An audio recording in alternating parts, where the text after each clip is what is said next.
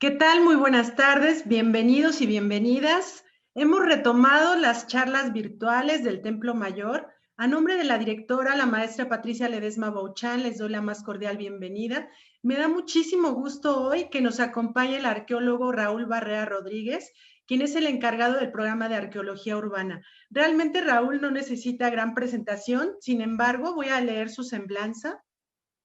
El día de hoy el arqueólogo Raúl Barrera nos presenta la conferencia El programa de arqueología urbana y las excavaciones del templo de Hécatl, Quetzalcóatl, el juego de pelota y el Huayzonpantli. Muchísimas gracias, Raúl. Voy a leer una breve semblanza del arqueólogo. A lo largo de más de 33 años de labor profesional, el arqueólogo ha realizado 51 intervenciones arqueológicas en distintas regiones de la República Mexicana.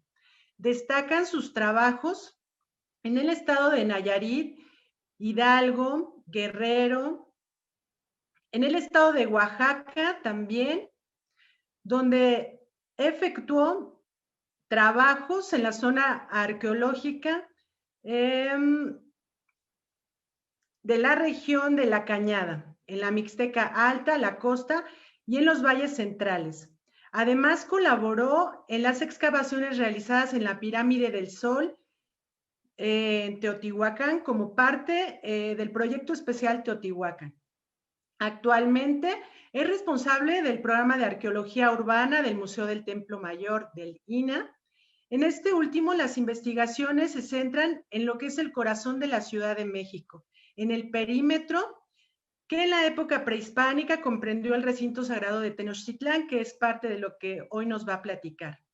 Ha sido conferencista en distintos foros académicos realizados en México y en el extranjero.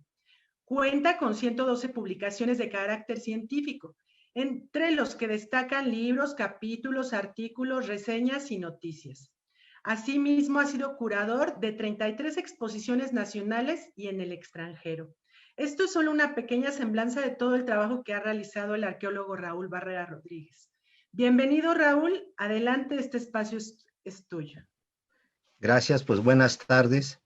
Pues agradecer al Museo del Templo Mayor, a su directora Patricia Ledesma Bouchan y al área de difusión del museo y pues a todos quienes nos escuchan y nos acompañan en esta plática el día de hoy. Pues voy a hablar sobre algunos de los trabajos arqueológicos que estamos llevando a cabo en el centro histórico y que se refieren a las excavaciones que se realizan en el templo de Quetzalcóatl, el juego de pelota y el Huayzonpantli. Aquí quisiera comentar que estos trabajos se vienen realizando desde hace ya varios años, algunos por lo menos desde el año 2010, que se viene trabajando de manera ininterrumpida hasta el día de hoy, ¿no? Que todavía continuamos con el seguimiento de estos trabajos y de algunas obras de rehabilitación que se están llevando a cabo en estos inmuebles. Entonces, en esta primera imagen incluí algunas representaciones, por ejemplo, en esta imagen que es el recinto sagrado que aparece en un mapa que ha sido atribuido a Hernán Cortés y que pues es sumamente pues muy general, muy esquemático, que no es muy amplio ni tiene todos los edificios que ahí se encuentran, mexicas, pero nos da una idea de lo que fue el recinto sagrado y con su templo mayor y al frente con el Huayzonpantli o Gran Zonpantli, donde eran exhibidos los cráneos de los sacrificados en Templo Mayor y especialmente del lado del dios de la guerra, Huitzilopochtli. Entonces tenemos la representación del Zonpantli que está sobre una plataforma con su escalinata al frente y un individuo decapitado, ¿no?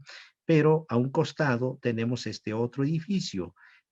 Quizás no lo sabemos exactamente, pero puede tener una posibilidad que se tratara del templo del dios del viento, de Hekal, Quetzalcóatl, ¿no?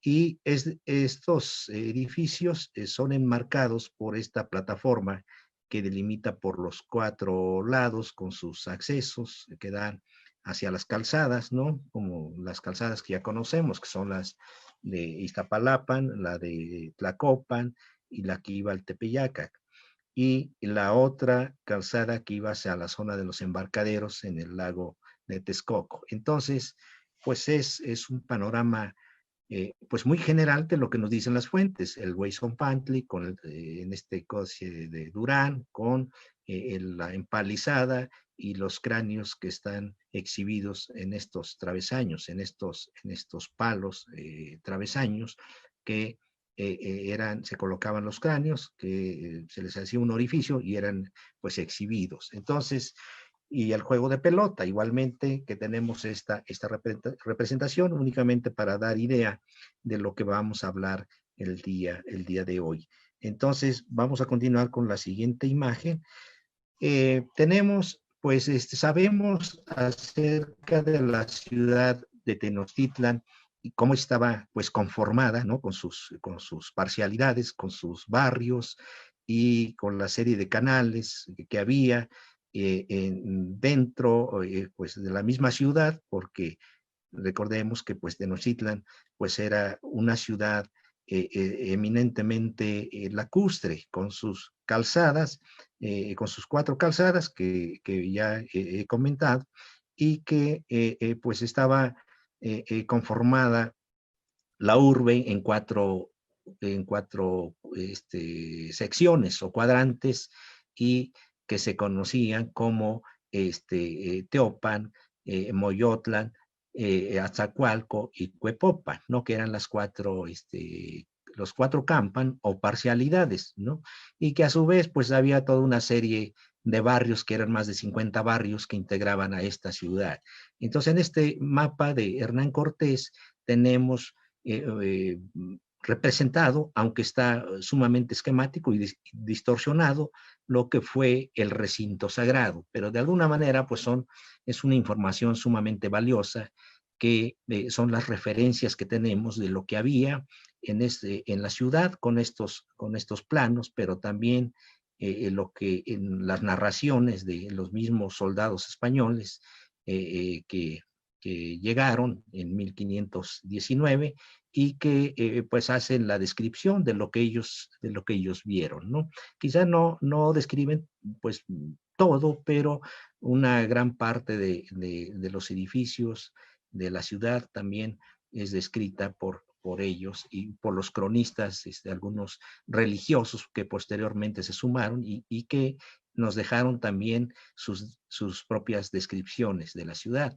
Es por ello que sabemos de lo que había, del Templo Mayor, del juego de pelota, del Calmecac, del Huizonpantli y de otros edificios que ellos mismos describen, ¿no?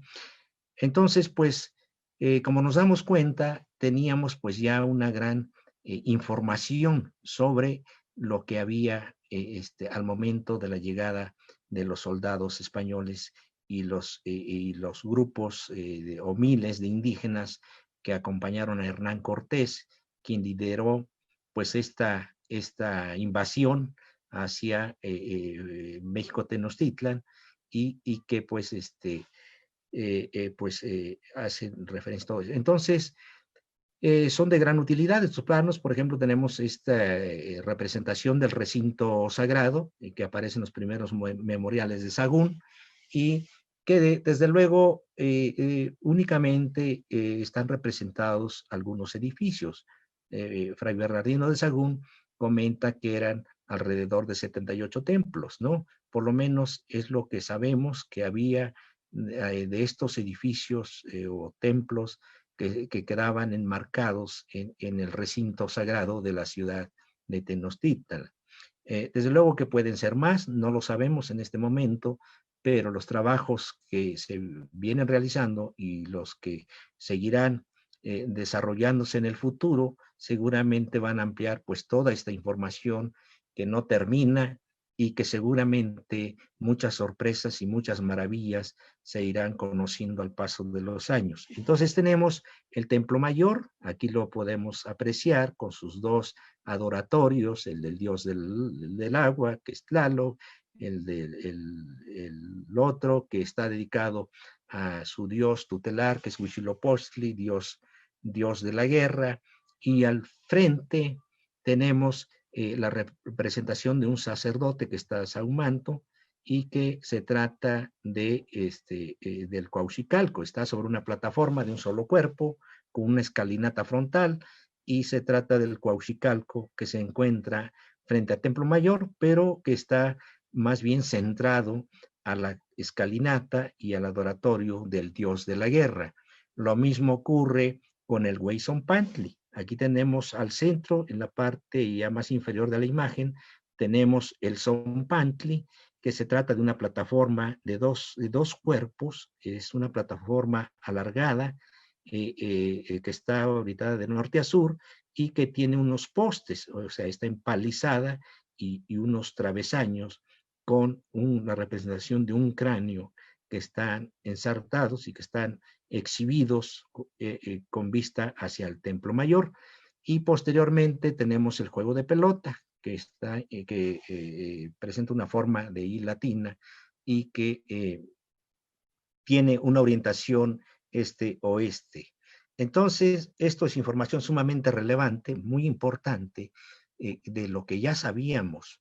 Durante las excavaciones, lo que se va realizando, tenemos ya un cierto conocimiento, una cierta idea de lo que podemos encontrar en estas intervenciones.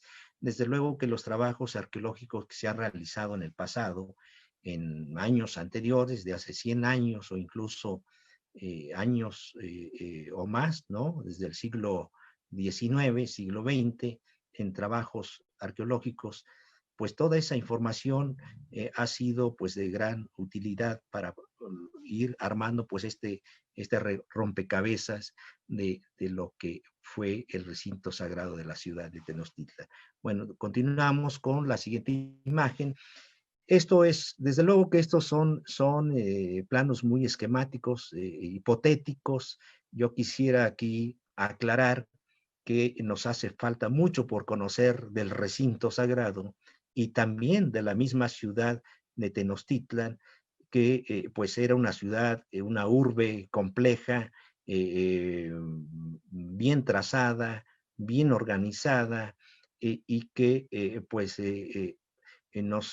hoy pues los trabajos se llevan a cabo pues en diferentes puntos, diferentes espacios de esta gran urbe y que pues vienen ampliando pues toda esta información. Desde luego que nos hace falta todavía mucho por conocer, se sigue pues avanzando afortunadamente y en el caso del recinto sagrado es un cuadrángulo que tenemos estimaciones que era de alrededor de 400 metros por lado.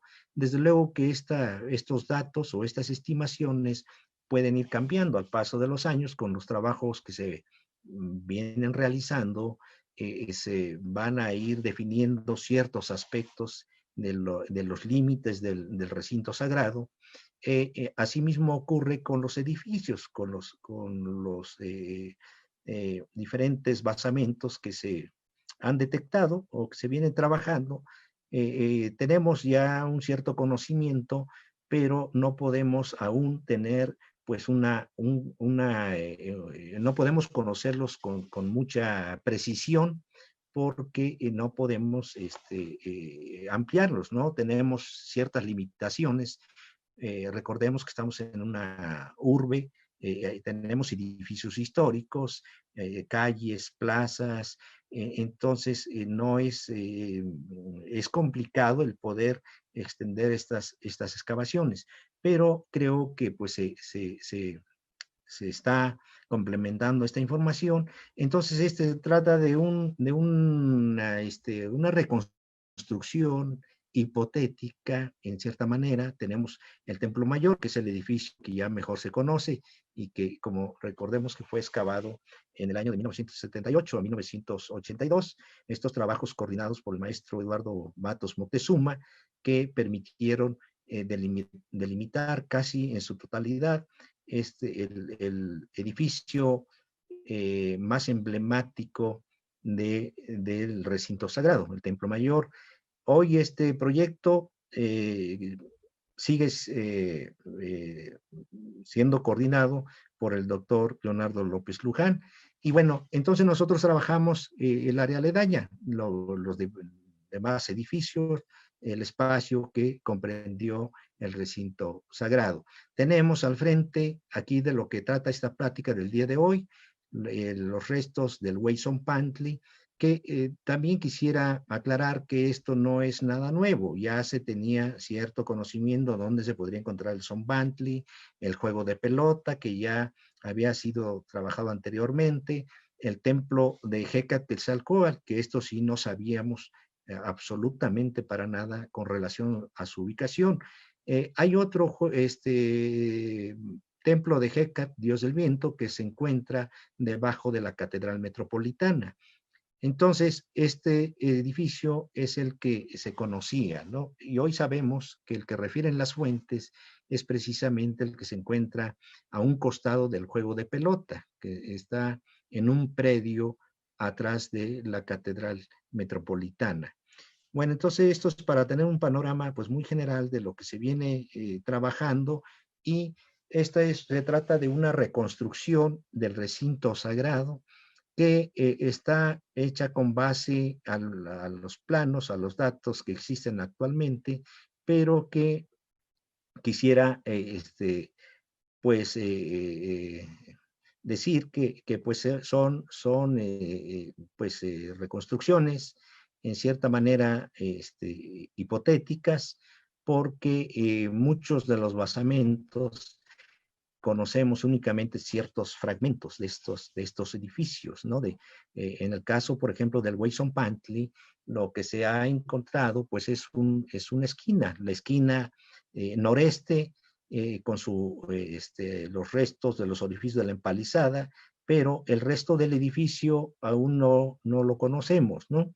Lo mismo ocurre con el juego de pelota, que también ya se ha trabajado, y en el caso del templo del Dios del Viento, únicamente es la parte posterior.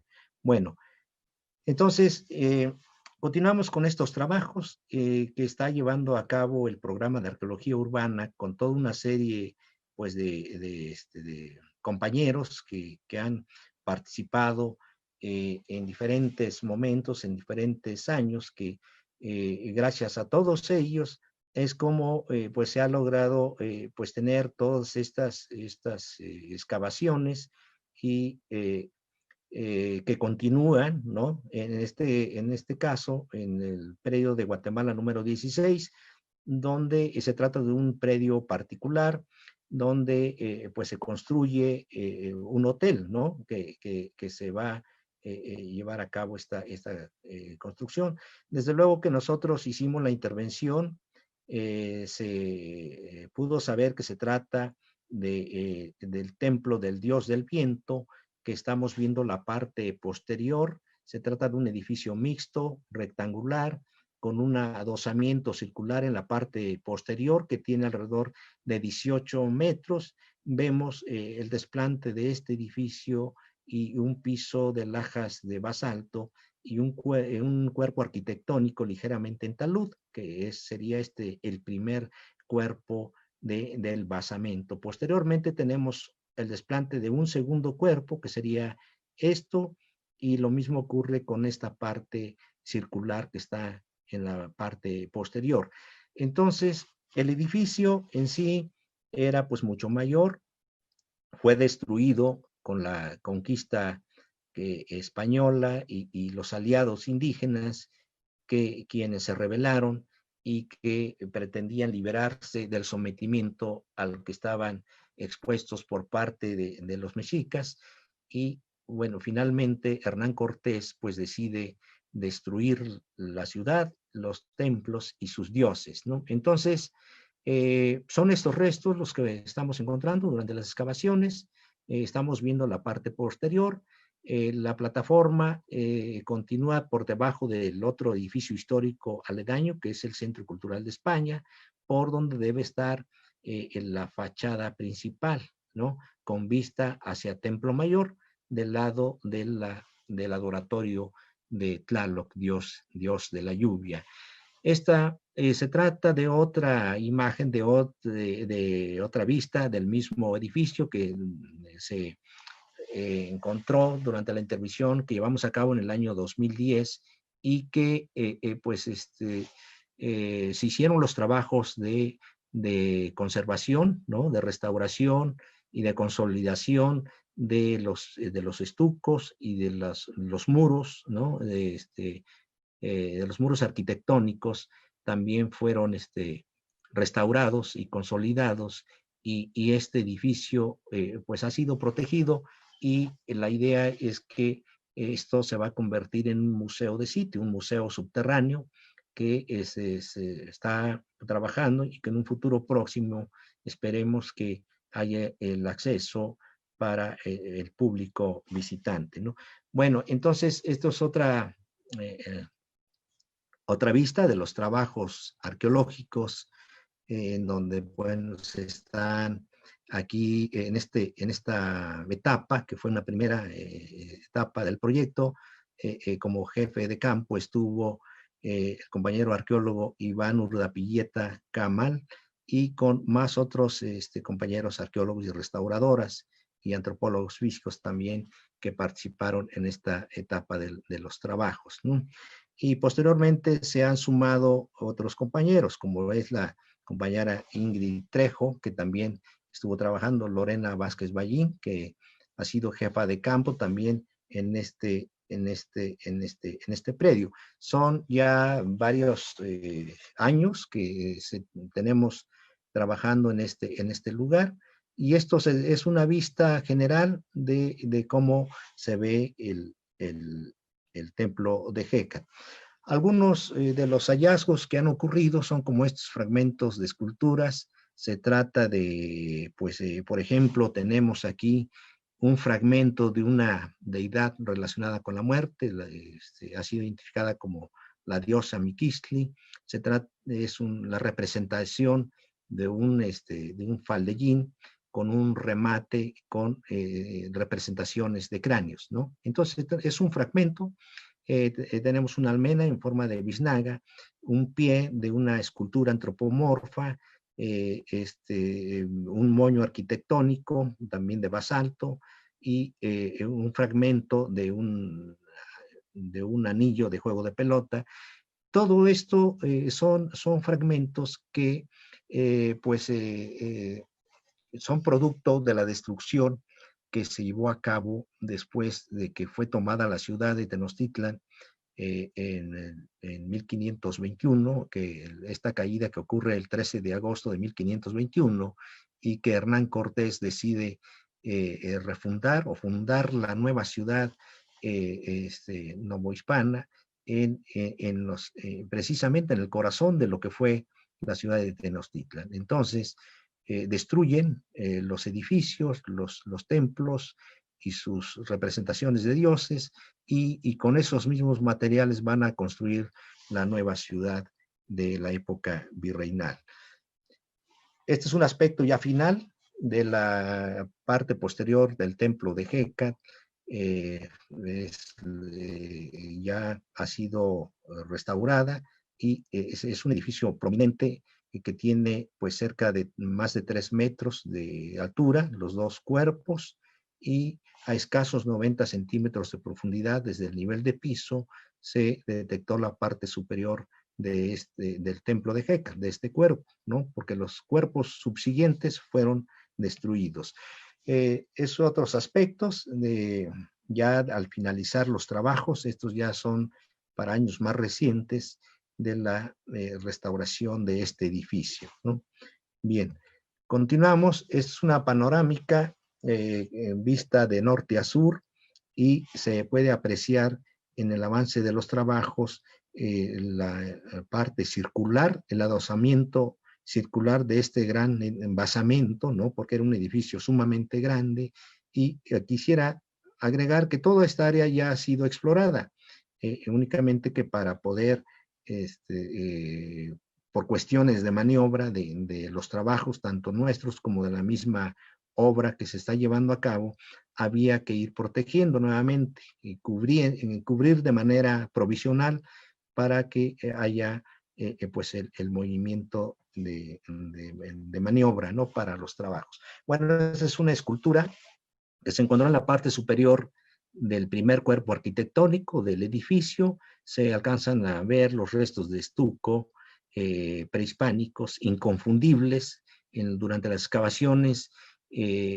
Cuando detectamos ya los estucos prehispánicos, es sumamente fácil nosotros podernos dar cuenta cuando ya estamos en contexto prehispánico y diferenciarlo de otros momentos, como es de la época virreinal o de años mucho más recientes. Entonces se trata de una deidad, al parecer femenina, con es el torso, ¿no? Está destruida parcialmente, no presenta aquí el cuerpo ya no está completo, lo que serían las piernas.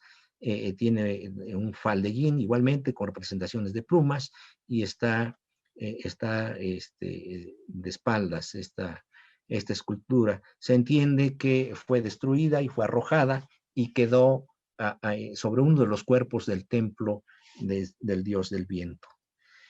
Esta es una reconstrucción sumamente hipotética. Como les comentaba, no quiere decir que estas reconstrucciones sean exactas, son estimaciones, son propuestas. Desde luego que está esto realizado con base a trabajos ya anteriores que se han llevado a cabo, como son el mismo arquitecto Ignacio Marquina, quien nos legó pues el primer avance sobre de cómo era el recinto sagrado, y él se apoyó igualmente con las fuentes históricas, en los códices, en las narraciones y también en algunos trabajos arqueológicos. Entonces, bueno, esto sería el templo de Quetzalcóatl, dios del viento. Se trata, y lo mismo lo describen las fuentes como Durán, que era un basamento con una escalinata frontal y que tenía en la parte superior un templo redondo, totalmente redondo, y con un techo de paja, ¿no? Y que el acceso era a través de pues, daba la impresión de que se entraba a las fauces de una serpiente. Esto sería la serpiente, y la puerta o acceso hacia las fauces de la serpiente. Entonces, pues simbólicamente representaba pues este templo a una serpiente. Eso era un templo redondo y cónico, y que daba la impresión que los sacerdotes estaban ingresando hacia las fauces de la serpiente. Entonces, seguimos con estos trabajos. Aquí en esta imagen es una vista igualmente de los trabajos que se están llevando a cabo. En 1967 y 1968 se llevó a cabo los trabajos de la línea 2 del metro, que pasa atrás de la Catedral Metropolitana. Aquí podemos ver el eje, ¿no?, de esta línea del metro que va de Tasqueña, que en aquel momento iba hacia Tacuba, y que estos trabajos fueron atendidos por el arqueólogo Jordi Buchindier, y de un salvamento arqueológico se llevó a cabo y se fueron registrando diferentes elementos arquitectónicos mexicas. Desde luego que muchos de ellos no fueron identificados en ese momento, pero que hoy nosotros creemos que varios de estos restos están relacionados con los hallazgos que se vienen llevando a cabo, ¿no? Por ejemplo, está lo que fue el juego de pelota, que más o menos sería desde aquí hasta por acá, que estaría una escalinata, y es un juego de pelota de alrededor de 50 metros de longitud, y que la cancha quedaba exactamente debajo de la calle de Guatemala. Algunos de los hallazgos que, bueno, se llevaron a cabo aquí, por ejemplo, don Leopoldo Batres, a principios del siglo XX, llevó a cabo una intervención de rescate arqueológico con motivo de la construcción de un colector a lo largo de la calle de Guatemala. Se hizo una zanja profunda y él atendió este rescate y pues hizo una serie de hallazgos, ¿no? Como es estas ofrendas, esta maqueta de un juego de pelota, y que hoy sabemos que estuvieron asociadas al juego de pelota. En ese momento, don Leopoldo Batres no supo que se trataba del juego de pelota. Había pues poca información, no había, podríamos decir, pues mayores avances en cuanto al conocimiento arqueológico del área, pero pues efectivamente él encontró estas ofrendas que formaron parte asociadas al juego de pelota y que pues hoy sabemos que pues toda acerca de toda esta información, ¿no? Con la línea, y como ya comenté, con la línea de la construcción de la línea 2 del metro, igualmente se encontraron ofrendas, como son representaciones de maquetas de juegos de pelota, y algunas pelotas como en este caso, que están exhibidas en el Museo Nacional de Antropología, que se encontraron igual en esta misma zona, ¿no? Estas pelotas, una de negra y otra blanca, y maquetas, como es este juego de pelota y algunos otros objetos, ¿no? Como un teponazcle, y que estaban ofrendados al juego de pelota. El programa de arqueología urbana, que también llevó a cabo en estos años, con el arqueólogo Álvaro Barrera, que se encontraron estos objetos. Esto se trata de una ofrenda en la parte posterior de la Catedral Metropolitana y que son representaciones de manos, de concha. Tenemos una pelota de hule por aquí en la parte inferior y representaciones de huesos humanos, ¿no? De huesos largos, un cuchillo de pedernal y que estaban asociados igualmente al juego de pelota. Bueno, en el caso de Guatemala 16, que también estamos trabajando en este predio, en donde desde el año 2010 estamos llevando a cabo excavaciones, se encontraron restos también del juego de pelota, ¿no? Se detectó parte del costado norte, que se trata de un muro en talud, que en este caso es el límite interior de la cancha, ¿no? Del juego de pelota. Tiene su desplante, una especie de una banqueta dentro de la misma cancha.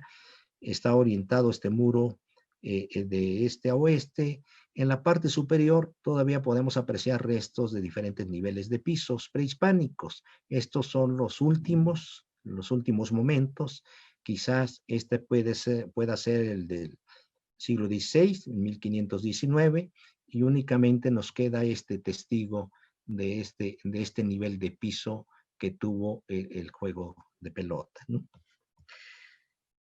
Este es otro aspecto, ¿no? Del costado norte, con una escalinata que va de norte a sur y que da hacia una plaza, que sería esto, que aquí podemos ver, con sus diferentes niveles de pisos, ¿no? Pero es una plaza abierta que comunica con el templo del dios del viento, o sea, Quetzalcóatl. Y son estos pocos escalones, son 3 o 4 escalones para poder acceder a la parte superior de una plataforma que tenía o tiene 9 metros de ancho y que pues delimita con la cancha del juego, ¿no? Diferentes aspectos como son diferentes momentos constructivos del mismo juego de pelota, las escalinatas con sus diferentes etapas constructivas y algo pues sumamente interesante fue lo que se detectó en años ya mucho más recientes, fue pues esta banqueta, ¿no? Que está delimitando el costado norte del juego de pelota, la parte externa, y una escalinata con alfarda y talud, y aquí podemos ver los escalones. Desafortunadamente no pudimos ampliar la excavación porque ya estaba un edificio aledaño que no nos permitía extender esta excavación. Entonces, nosotros inferimos que esta escalinata era para acceder al mismo juego de pelota, desde la parte interna, desde el lado de la plaza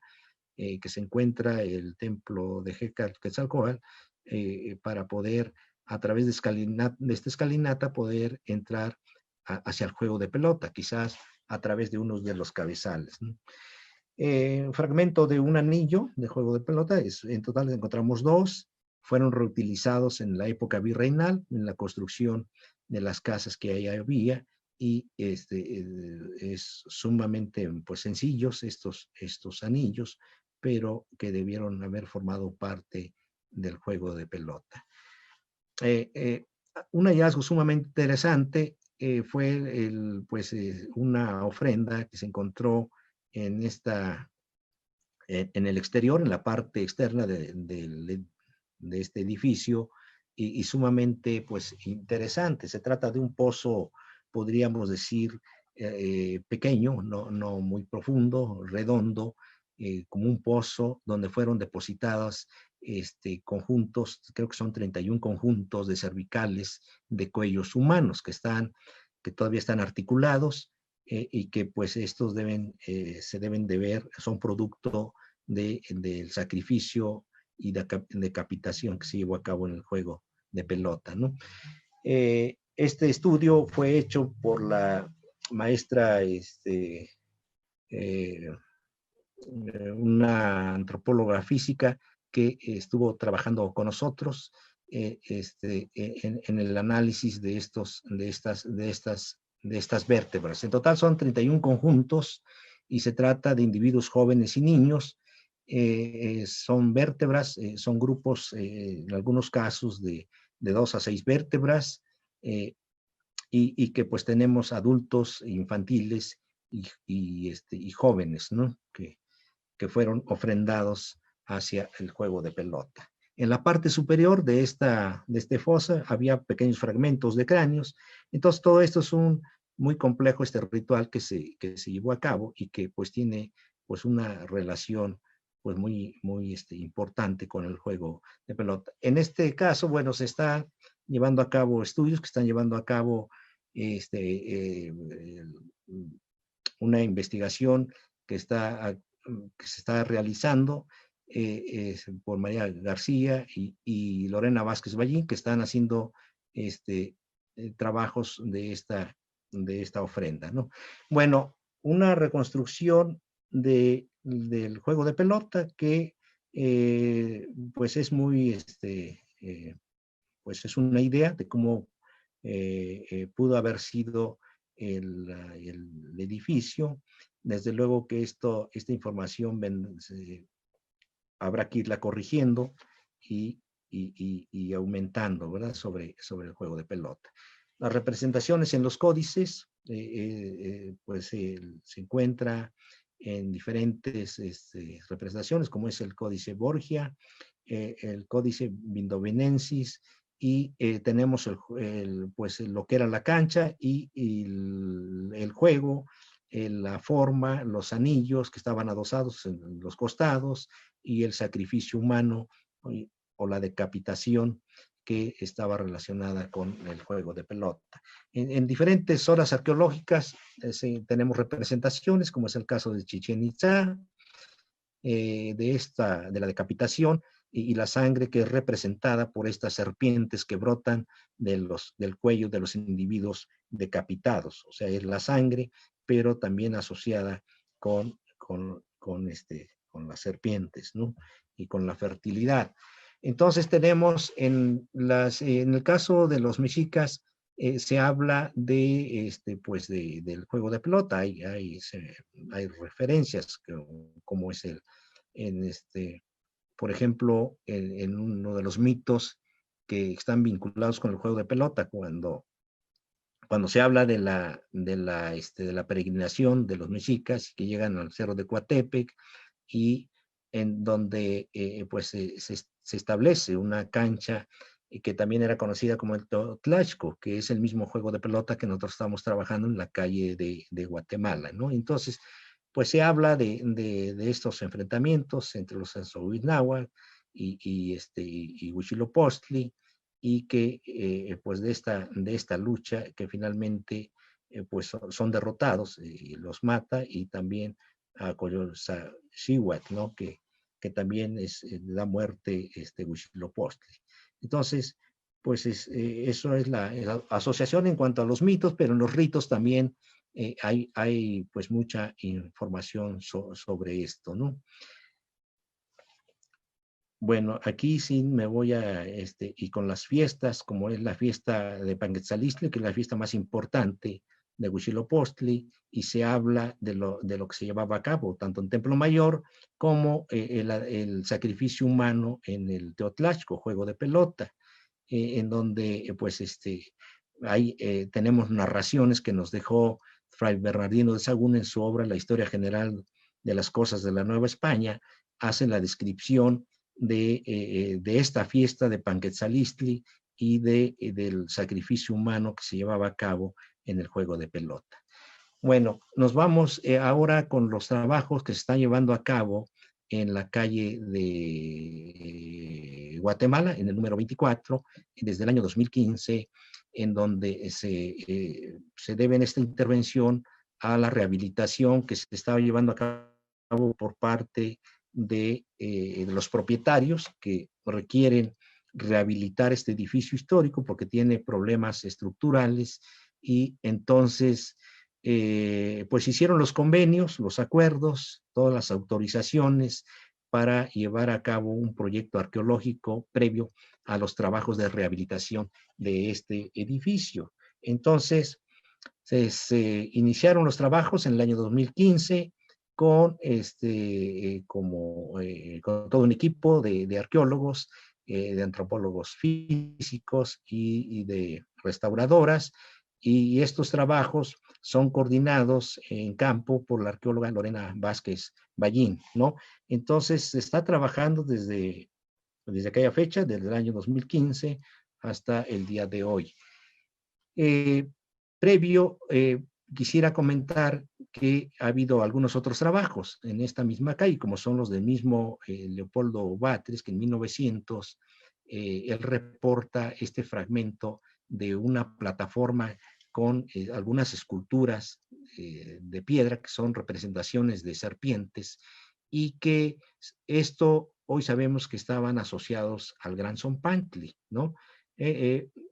Varias de estas esculturas, o todas estas esculturas, se encuentran actualmente en el Museo Nacional de Antropología e Historia, y algunas están exhibidas en la sala mexica. Don Manuel Gamio llevó a cabo trabajos en la calle de Guatemala número 22, y él probablemente no lo pudo confirmar en su momento, no lo supo, pero él excavó parte del Gran Zompantli, ¿no? En un predio vecino del número 24. Ahí se llevó a cabo la construcción de un nuevo edificio, y don Manuel Gamio hizo pues el salvamento arqueológico y encontró pues restos de una plataforma, incluso restos de braseros, y igualmente algunas esculturas en forma de cabeza de serpientes, y excavó parte del del Gran Zompantli. Los trabajos de la línea del metro igualmente se toparon con restos del Gran Zompantli. Probablemente sea esta plataforma que corre de norte a sur. Existe una estructura circular en la parte superior que necesitamos revisar. No sabemos con exactitud si tiene relación con el Zompantli. Esto habrá que revisarlo y analizarlo con mucho cuidado, pero de alguna manera con estos trabajos igualmente se encontraron con parte del Zompantli. Estas son las excavaciones que se realizaron en el 2015, es uno de los pasillos, donde al hacer esta cala se encontró el límite este de la plataforma del Zompantli. Se trata en realidad de una plataforma de muy poca altura, no tiene más de 70 centímetros, corre de norte a sur. eh, eh, Como les comentaba, se excavó o conocemos hoy dentro de este predio la esquina noreste del Zompantli. No, no es todo el edificio, aquí quisiera aclarar, únicamente es una sección, un fragmento de este edificio. La longitud del edificio no la sabemos en su totalidad porque los restos se encuentran debajo, sepultados debajo de los edificios aledaños y hacia dentro del jardín de la Catedral Metropolitana, pero pues se pueden hacer estimaciones, desde luego que están sujetas a confirmación, ¿no? Bueno, entonces tenemos la plataforma con parte superior, con restos de piso de estuco, piso de lajas de basalto, que empieza a aparecer. Durante los trabajos arqueológicos se encontraron pues gran cantidad de fragmentos de cráneos, fueron alrededor de 11.000 fragmentos. Desde luego que todos estos fragmentos no quiere decir que sean ese número de individuos, sino son fragmentos que formaron parte de los cráneos, que han sido pues estudiados por los antropólogos físicos, que ya se hizo el análisis antropofísico. Continuamos, es un trabajo arduo, es a largo plazo y que nos llevará pues todavía tiempo pues toda esta información. Esta es una vista de la banqueta, ¿no? De la plataforma, con sus diferentes niveles de piso en la parte externa de esta plataforma. En una de las crujías, en donde se llevaron a cabo sondeos arqueológicos, en algunos pozos y calas se encontraron restos del nivel de piso prehispánico. Aquí podemos apreciar los orificios que tienen alrededor de 25 centímetros de diámetro y cerca de 1 metro de separación, donde iban plantados o hincados los postes, esta empalizada que servía de base y que eran barrenados a diferentes alturas para colocar unos travesaños y en ellos ensartar y exhibir los cráneos de los individuos sacrificados, ¿no? Esta es una vista de esta excavación donde apareció un muro circular de cráneos sumamente grueso, ¿no? Cerca de 1 metro, como 1,60 m o quizás un poco más, de espesor en su totalidad y presenta un círculo interno. Este muro, podríamos decir, se trata de un cilindro y tiene una fachada de cráneos como si estuvieran viendo hacia el centro del círculo. Los otros están colocados como si estuvieran viendo hacia el exterior.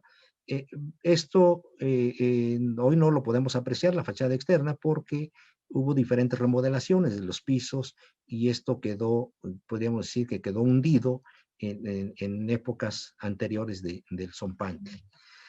Es la vista interna de este muro de cráneos.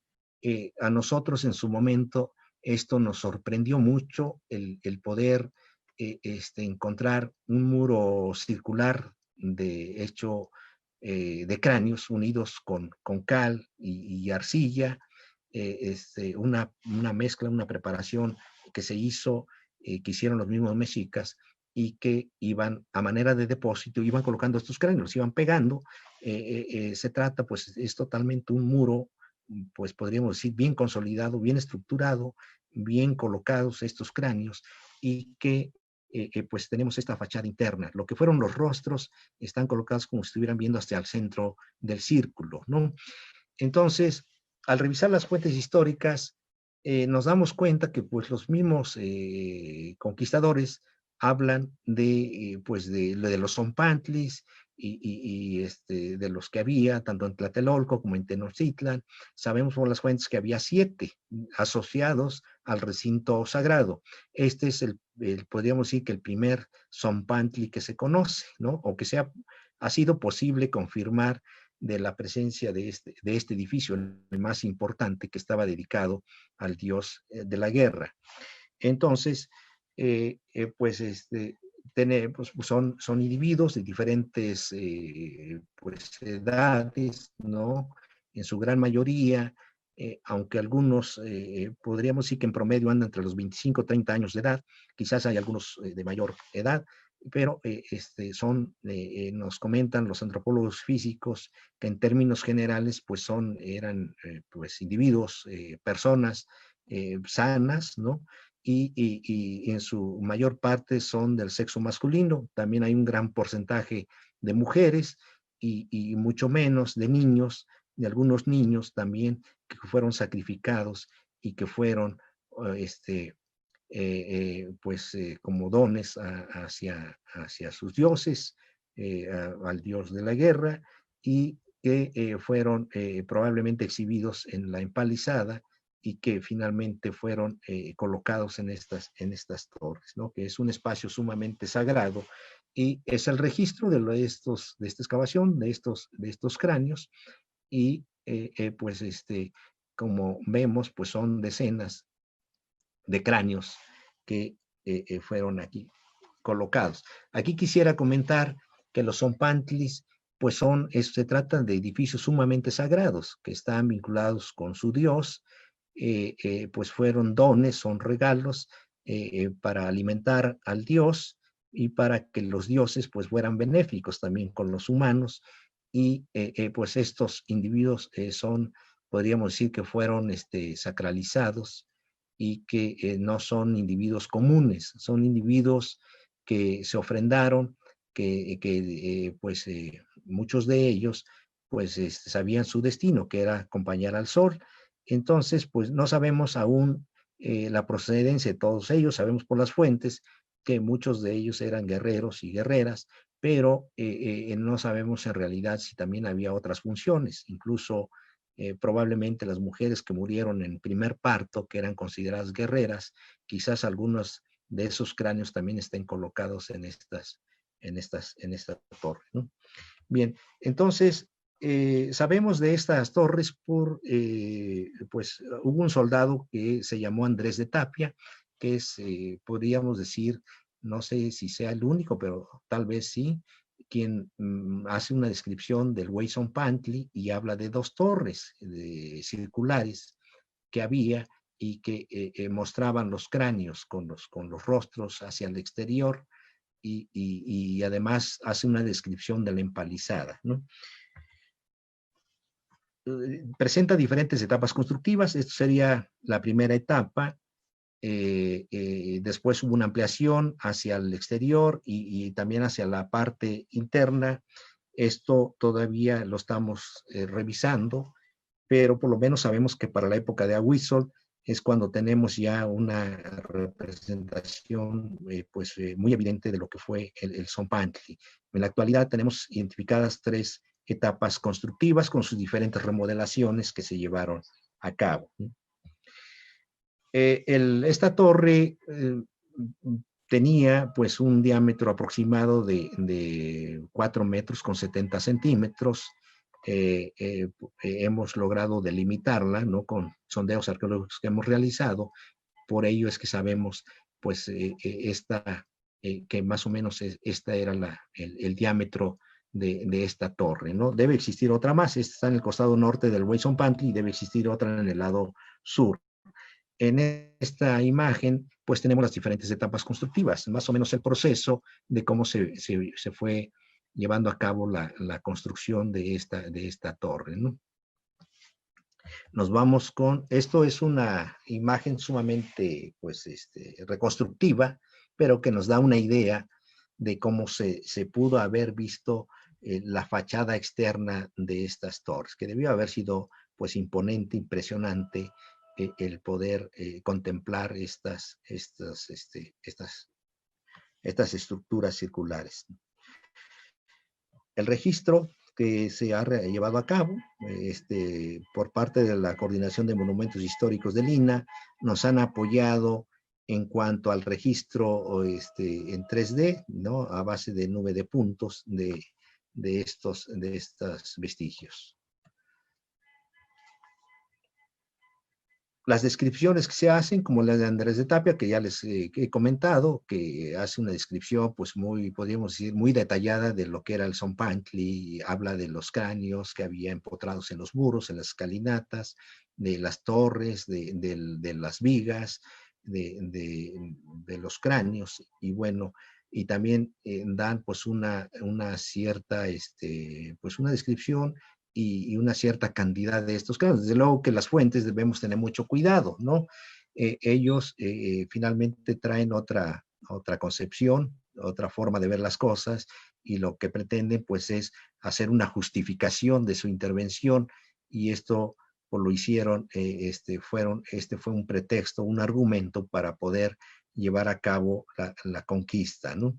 Y desde luego que para nosotros el Zompantli es algo sumamente sagrado, es un espacio para renovar vida, para generar, y que pues era el compromiso que había entre los humanos y el Dios para que la vida pues pudiera seguir adelante, pudiera continuar. Bueno, entonces en las fuentes aparecen pues cuántos Zompantlis existen.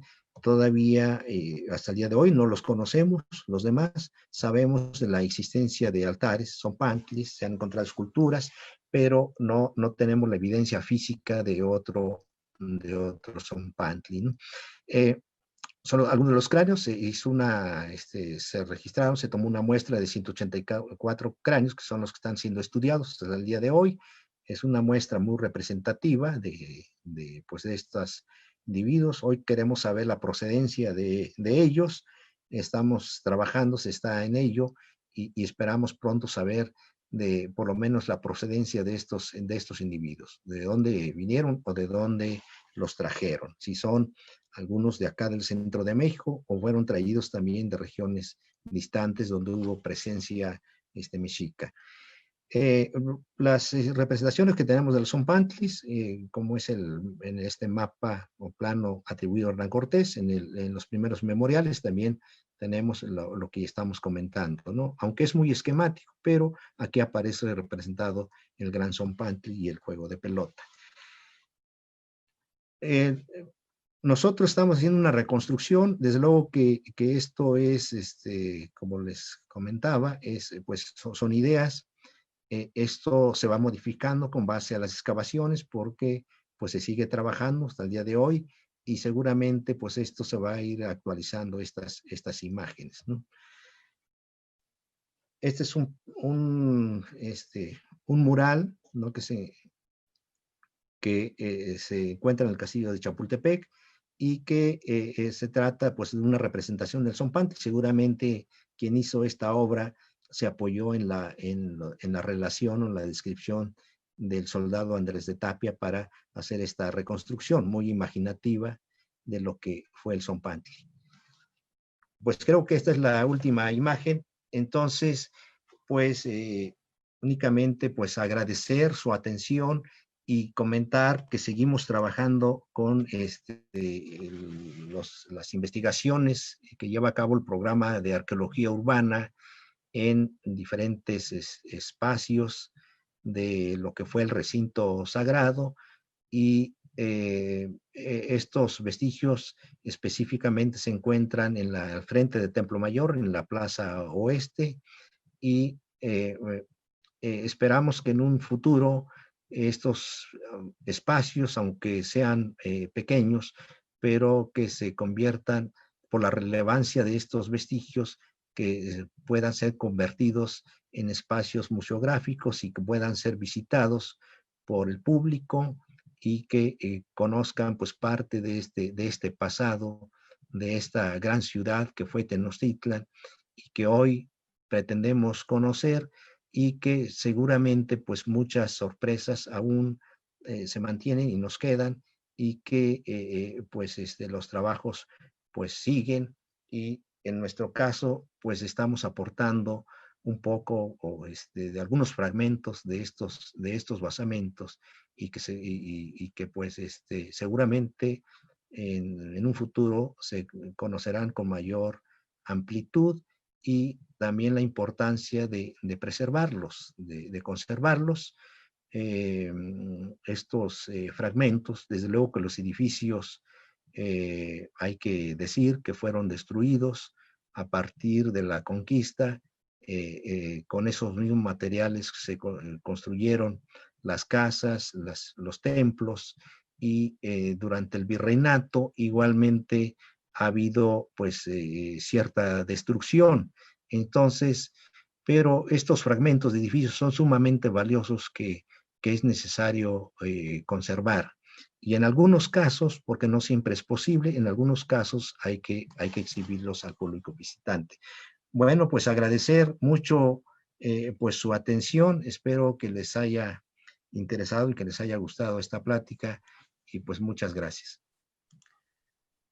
Al contrario, Raúl, muchísimas gracias a ti, y bueno, vamos a leer algunos de los comentarios del público que nos hizo favor de seguirnos en Facebook. Recuerden, mañana la grabación de esta charla va a estar en el canal de YouTube. Pueden avisar a sus conocidos para que vean al arqueólogo Raúl Barrera. Si hoy no tuvieron la oportunidad, mañana la grabación va a estar en YouTube. Subiremos oportunamente el link para que lo vean. Hay muchos saludos, Raúl, y felicitaciones para ti. Gracias. Nos ven en algunos países hermanos de América Latina. Saludos a Argentina. Te envían saludos desde Argentina, desde Costa Rica. De algunas delegaciones de la Ciudad de México, alcaldías, ahora alcaldías de la Ciudad de México, también del estado de Guerrero, te mandan saludos, de Texcoco. Muchas gracias. Y bueno, pregunta Armando Becerril, si los predios intervenidos donde se encuentran los edificios que mencionas, se han visto afectados por la situación actual, o si se ha seguido manteniendo la actividad. Bueno, qué bueno, creo que eso es una pregunta muy importante. La Ciudad de México es una ciudad viva, ¿no? Que tiene necesidades. Aquí yo creo que habría que recordar que la ciudad fue construida sobre un lecho lacustre, o sea, por naturaleza debe ser lago, ¿no? Donde se encuentra sentada la Ciudad de México. Entonces es una ciudad que tiene problemas de hundimientos diferenciales. A 5 o 6 metros de profundidad existen los mantos freáticos. Y a nivel de suelo tenemos los edificios históricos, que es nuestro patrimonio también, y que es necesario conservar y proteger. Entonces lo que estamos haciendo es que tratamos de hacer un seguimiento de estas obras, de cuando es necesario que las van a rehabilitar, ¿no? Lo que hacemos primero nosotros es hacer la intervención arqueológica. Los propietarios, sean particulares o sean instancias de gobierno, no pueden llevar a cabo sus trabajos de obra si no tienen el visto bueno de arqueología del Instituto Nacional de Antropología e Historia. Ellos requieren de nuestra autorización. Entonces, lo que nosotros entramos de manera previa, hacemos los trabajos arqueológicos para tener un conocimiento de lo que ahí tenemos. Una vez que tenemos este registro, ya se les dan las recomendaciones de cómo se van a llevar a cabo sus trabajos, ¿no? En el caso, si es un edificio nuevo que van a construir, se les buscan las soluciones, ¿no? Desde luego que analizado por especialistas, de qué manera pueden cimentar su nuevo edificio sin afectar el patrimonio arqueológico. Esa es la forma como nosotros trabajamos y tratamos de evitar que siga siendo afectados los vestigios arqueológicos. Muchas gracias. Preguntan si hay algún tiempo estimado en que pueda ser exhibido el Weyzontpantli. No, bueno, nosotros consideramos que ya en un futuro cercano. Desde luego que todo esto depende, como muchos edificios, pues son particulares, ¿no? O públicos, dependemos de los propios avances de ellos. Entonces nosotros en cierta manera estamos limitados o supeditados al desarrollo de sus obras, y vamos haciendo un seguimiento, y entonces nosotros no podemos conocer una fecha en este momento porque estamos en cierta manera supeditados al avance de estas obras. Pero sí, afortunadamente, el Instituto Nacional de Antropología e Historia tiene mucho interés en mostrar, hacer un espacio museográfico en el caso del Zompantli y también del juego de pelota. Incluso ya hay el compromiso de que estos vestigios puedan ser exhibidos al público. Muchas gracias. Raúl, comentan si atrás de Palacio Nacional se conoce las estructuras que puede haber abajo de la calle, ya que observan que hay mucha, pues las calles están un poco chuecas atrás de Palacio Nacional, que si tú sabrías qué estructuras hay abajo. Sí, bueno, en algunas partes está alterado, como es en el caso de la catedral. En la parte posterior pasa el metro, ¿no? Eso fue una obra que se llevó a cabo en 1967. Pero en muchas áreas del centro histórico, cuando caminamos en las calles, podemos ver ciertos abultamientos. Se nota, ¿no?, en la calle. Entonces, o incluso en las fachadas de los edificios. Si vemos en algún edificio histórico, podemos apreciar ciertas grietas o fracturas del edificio. Y generalmente sabemos que esas fracturas se deben a que abajo en el subsuelo es el límite de un basamento. Ahí vamos a tener un basamento piramidal, ¿no? De algún templo, y curiosamente coincide, ¿no? Entonces sí hay mucha razón. Se nota mucho en las calles estos abultamientos en la superficie, y lo más probable es que debajo tengamos un basamento.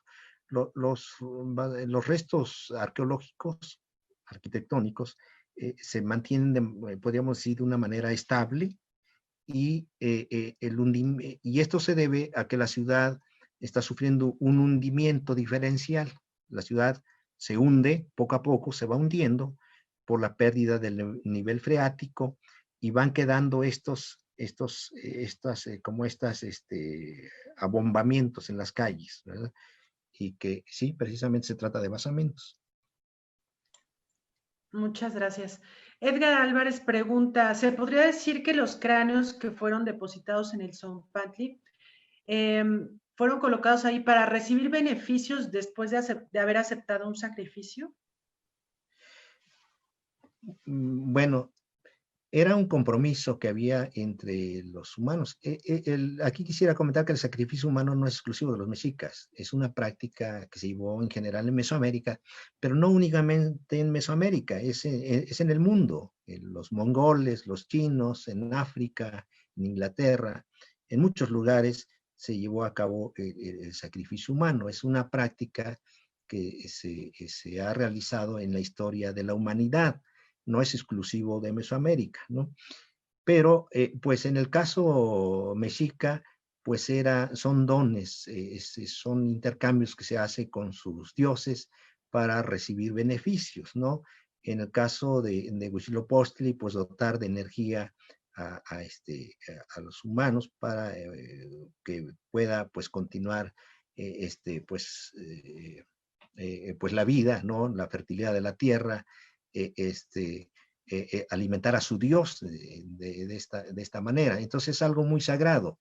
Había individuos que sabían cuál era su destino y estaban preparados para ello. Otros seguramente no, pero era algo, imagínense, entregarse o donar a su Dios, pues esta vida, y pues pues eso fue. Pero el Zompantli, pues finalmente es un templo a la vida, ¿no? Como lo ha comentado el profesor Eduardo Matos Moctezuma, es lo que se está generando, es vida. Muchas gracias. Pregunta María Elena Romero Murguía, ¿qué pasa si encuentran el resto del Zompantli con los edificios que hay encima? ¿Se expropian? No, nosotros no estamos, no compartimos mucho, miren, la ciudad de Tenochtitlan era una urbe, una de las más grandes del mundo, ¿no? Incluso fue comparada con Venecia, o más grande que Venecia, y con otras ciudades. Y es una ciudad que también fue destruida y los restos se encuentran en el subsuelo. Y donde excavemos en el centro histórico hay vestigios arqueológicos, ¿no? Debajo de Palacio Nacional, debajo de Catedral, debajo de todos los edificios, existen restos de lo que fue el recinto sagrado, de los palacios que estaban alrededor del recinto sagrado, de los barrios, de otros centros ceremoniales. Entonces, eh, sería difícil y creo que la solución que se está viendo pues, por la experiencia que se está viviendo, pues es, pues en primer lugar la investigación, ¿no? Que es investigar, registrar, proteger este patrimonio y en algunos casos, pues exhibir y creo que puede convivir ese pasado con el presente, de alguna manera encontrar un equilibrio, ¿no? Porque no únicamente es lo prehispánico, también está lo virreinal, la primera traza de la ciudad, de otros momentos históricos muy importantes, y creo que se puede armonizar todos esos momentos del pasado. Bien, preguntan si las personas sacrificadas en el juego de pelota eran los ganadores o los perdedores. Bueno, mucho se ha hablado sobre eso, ¿no? De que los ganadores, pero parece ser que eran los perdedores, ¿no? Entonces, desde luego que eso, pues, habrá que analizarlo mucho más, pero, pues, eh, eh, pues, es lo que se ha considerado, ¿no? De que los ganadores eran sacrificados, pero parece ser que fue al contrario, ¿no? Bien, preguntan dónde está la torre sur del Zompantli. Bueno, ya lo mencionabas, y si ya la están buscando, si se va a excavar ahí. Bueno, nosotros en el programa de arqueología urbana, qué bueno que comentan eso, porque en el programa de arqueología urbana, la arqueología que se hace en la Ciudad de México, la mayor parte, la mayoría, es de salvamento, ¿no? Son rescates y salvamentos arqueológicos. No podemos extendernos porque un edificio histórico se nos caería, ¿no? Vivimos en un fondo muy inestable, digo, en un suelo muy inestable, el terreno es muy inestable, ¿no? Entonces, eh, eh, nosotros para poder excavar requerimos asesorarnos mucho con los estructuristas, con especialistas, para que no dañemos a los edificios históricos, porque si hacemos una excavación profunda o nos ampliamos, se nos puede caer un edificio, ¿no? Entonces, ahí sí se requiere de mucho cuidado, de mucho conocimiento, de mucha asesoría para tener esa protección, tanto de los edificios históricos como de nosotros mismos. Entonces, en la arqueología que realiza el programa de arqueología urbana es de salvamento arqueológico y estamos supeditados a las obras, a los edificios, a los inmuebles, a hacer un seguimiento, ¿no? Desde luego que nosotros también quisiéramos conocer los edificios, sus dimensiones, todas sus características, pero es complicado, ¿no? En algunos casos sí tendremos esa oportunidad de poder ampliarnos y poder tener una idea más clara de estos edificios. Muchas gracias. Raúl, preguntan, ¿qué tan vigente sigue la información del libro La flor letal de Duverger? ¿O qué lectura recomiendas para entender el significado del sacrificio en Mesoamérica? Bueno, hay muchos trabajos, ¿no? Por ejemplo, el mismo, han escrito muchos investigadores sobre el sacrificio humano. Está bueno, la doctora Jimena Chávez, ¿no? El mismo maestro Eduardo Matos Moctezuma también ha escrito sobre el sacrificio sobre la muerte. Eh, pues para el caso mexica, pero hay muchos más investigadores que han trabajado, que se han enfocado al sacrificio humano en Mesoamérica. Muchas gracias. Preguntan cuáles son las calles actuales por donde corría la calzada Tepeyac. Qué bueno que hacen esa pregunta. Creo que esa es una gran incógnita.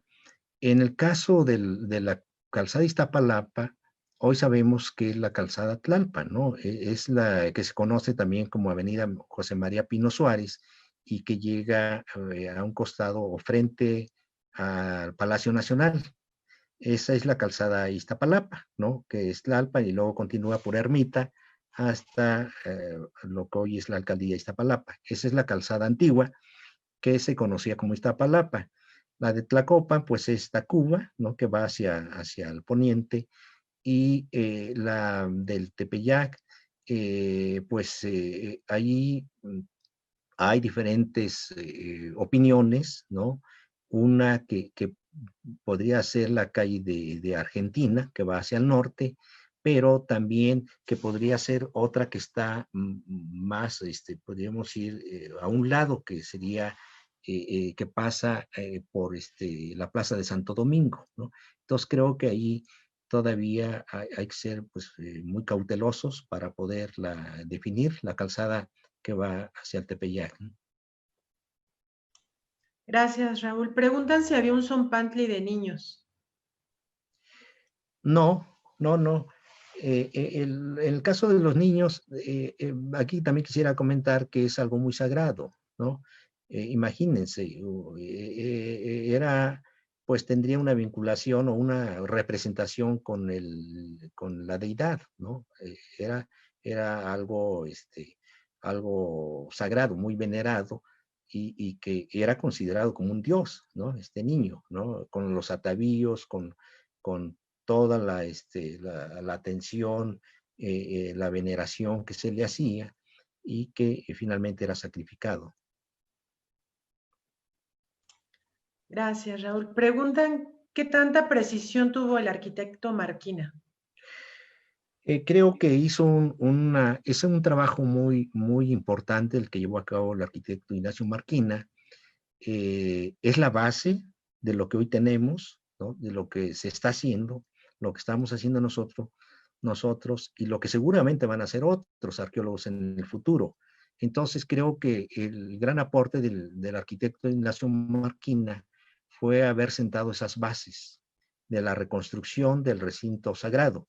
Él se apoyó en los códices, en las narraciones de los conquistadores y de los cronistas, y también en algunos trabajos arqueológicos que se han llevado a cabo en aquel tiempo, y ha cambiado mucho, ya mucho ha cambiado, porque hoy con los trabajos que se están llevando a cabo por parte del programa de arqueología urbana, se han identificado ya muchos edificios, ¿no? Aunque no los conocemos con exactitud, pero ya se identificaron y ya se pueden ubicar espacialmente dentro del recinto sagrado. Entonces ha habido grandes cambios a lo que había hecho el arquitecto Ignacio Marquina. Muchas gracias. Claudia Telles dice, todas las culturas hacían el juego de pelota. ¿Hay registros de a qué culturas se enfrentaron los mexicas? El juego de pelota existe prácticamente en toda Mesoamérica, ¿no? En todas sobre todo en las grandes asentamientos ceremoniales, ciudades, hay la presencia del juego de pelota. Entonces, es un juego ritual, ¿no? Como las guerras también eran sagradas, ¿no? No eran diferentes las guerras a como son hoy, ¿no? Las guerras, más que nada, en Mesoamérica, las guerras era para apropiarse de individuos para ser sacrificados y ser donados a sus dioses, ¿verdad? Entonces, el juego de pelota va a existir en los grandes centros urbanos, en los centros ceremoniales y pues centros más importantes. Muchas gracias. Preguntan si el gobierno de Tenochtitlán era más religioso o político. Pues las dos cosas, ¿no? Era pues sumamente religioso, ¿no? los tlatoanis, ¿no? Eran los dirigentes, los grandes señores, pues también eran eminentemente religiosos y pues estaba la religión pues vinculada con el poder, ¿no? En el recinto sagrado había pues dos escuelas, ¿no? El Calmeca, donde eran preparados los hijos de los nobles, de los sacerdotes, de la nobleza, y tenían una preparación religiosa muy, muy importante, ¿no? Y estaba el Tepuzcali también, que era otra escuela, y que igualmente eran preparados para diferentes actividades y también para la guerra. Pues muchísimas gracias, arqueólogo Raúl Barrera Rodríguez. Si quieres agregar algo.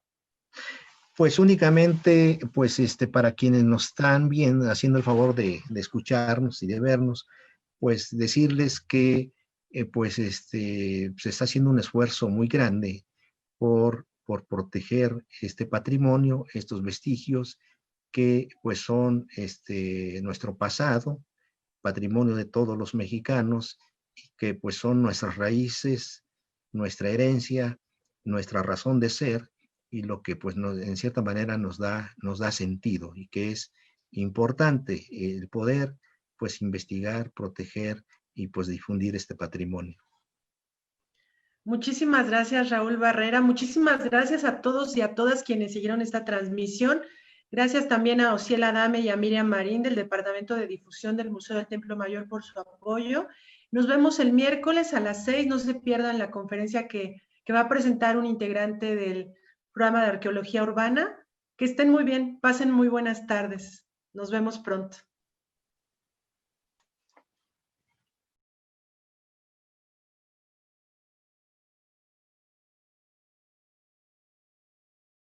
Instituto Nacional de Antropología e Historia. Secretaría de Cultura. Gobierno de México.